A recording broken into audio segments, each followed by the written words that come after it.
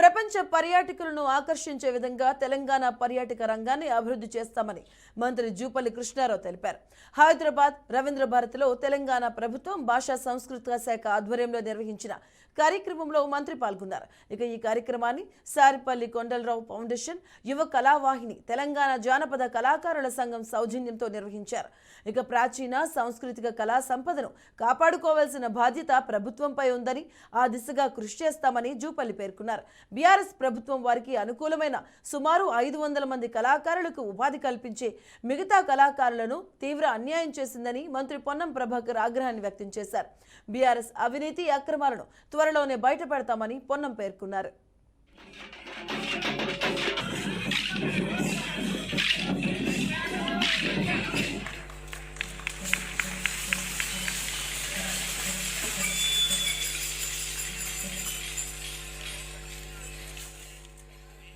ఈ రోజున తెలంగాణ ప్రజల ఆకాంక్ష నెరవేరాలంటే ఆ కళాకారులైనా ఇతర అన్ని వర్గాల ప్రజలు ఆకాంక్ష నెరవేరాలంటే అది కాంగ్రెస్ పార్టీ ద్వారా సాధ్యమని చెప్పనే ఈనాడు ప్రజలు కాంగ్రెస్ పార్టీని ఆశీర్వదించడం జరిగింది. ఎన్నో సమస్యలు ఉన్నాయి.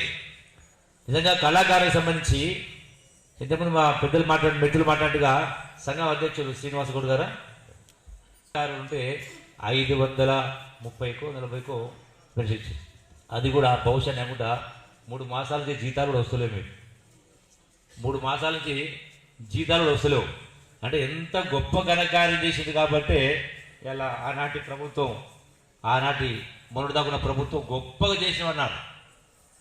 కానీ తెలంగాణ రాష్ట్రం సాధించుకున్న దానిలో ప్రముఖ పాత్ర పోషించినటువంటి కళాకారులకే జీతాలు ఇవ్వలేని పరిస్థితి తీసుకొచ్చి పెట్టింది. పెద్ద బొక్క చేసి పెట్టు. 7 లక్షల కోట్ల రూపాయల అప్పు, సంవత్సరానికి 40,000 కోట్ల వడ్డీ.